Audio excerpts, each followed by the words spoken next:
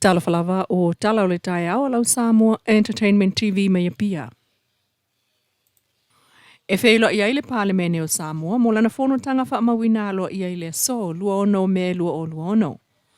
O le whontanga al Parlemene le so umai ta wina, o le ano fo ia umai lava no fo o le mota. E wina wha se esel whai pulo le tu malo sa whata lua le fionga tu ia pa le toa. Mai le HRPP mo le fas I whafo mai o le Parlemene. Ma moli mawina I le molinga alo na itu malo le whai ungol vai so taluai. Peita ia alo ia ilana pa mawaenga mai I le HRPP I le fono le so. O lo talia pel taun ungol wha amsinonga o palota mo le whai pule le itu malo whale alilitasi ma lo na whai pule le fionga toe lupe po muli nuku o ne semo. Ai o le whai pule fau filifili o le itu malo vai maunga tolu.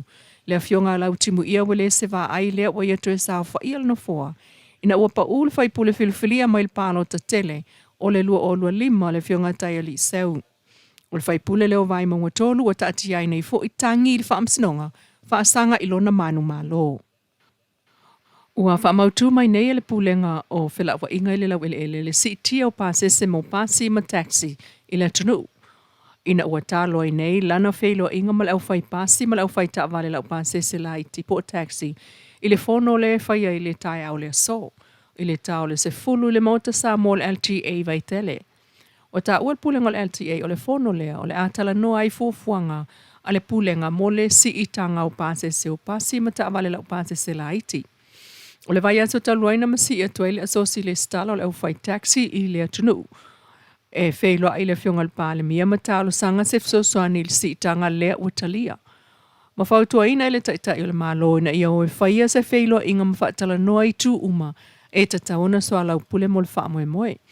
O le taiminei e pule lava le avta avale ia ilana pasese ao ma le pasese. E iei falta avale wha mamalu la e yo avta avale pe ta ia le o avta avale umai usta ia na ia inga. E o lava I le ula ula I totono le ta avale o lo moli mawina.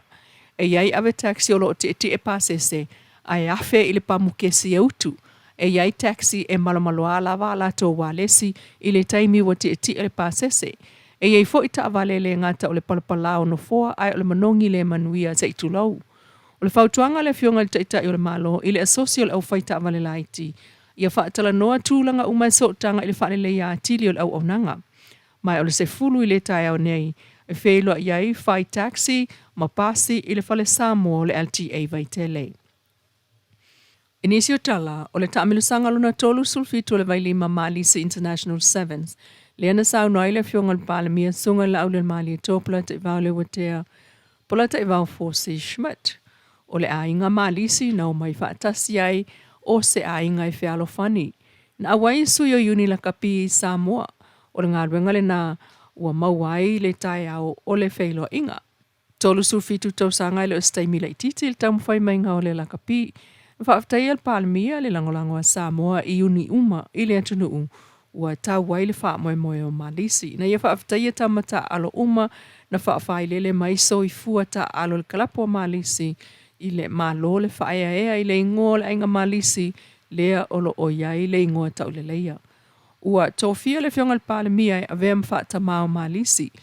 Mai na ia sao no o ia le whai mea whaata fulu e mana o mia o na whaia le lei. Ua fua iai le malo le lima sifulu a wheta la mo le tamilusanga le nei o le tūto atasi. O tūto atasi umalava o lumanai e whai ai le tamilusanga le nei e sami ai le saulotonga o Samoa. Ai o le ngani le fionga le pale mia mo Malisi I alo whangia le lakapia Samoa alo whane le uni lakapia lo tātou tunu. Lea ua sauni le malo e whai mea le lei wa umafoi o na saini le malianga ma Australia au mai le 5 miliona mo Samoa.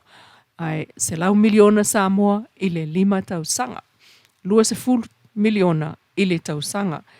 Mai e tālo sanga ai mo Malisi e tūla I mai fo la mea le meo lo tupu nei I le lakapi Samoa. Ngai fo il fuafuanga le malo e fausia se whale ta alo fau, se stadium fau, se malai ta alo fau I whale ata, ina ia mawhai o nau foia e le wha se fulu afe ma le sili atu tangata.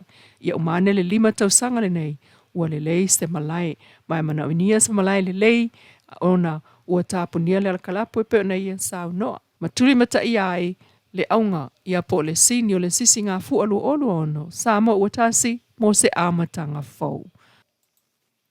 Ua whaasolo ina toi fo i umausunga whono mai atunu o e mamao. Ale kale sia whaapotapatonga Kirsiano Samoa le umano le lua mai aso o lana whaatasinga maasani ai le lau muai malua. Na tamuai i whono le mawhtanga tina ma whono komiti SSE. O le whakasa o lo numera silia ona tangata lotu i le atunu peitai. I le feeling o taitai o NATO sanga fou. Lu olu fitu o whaase e ane ai Reverend Elder Palemia tau ili. Ele tō whinga taitai whono.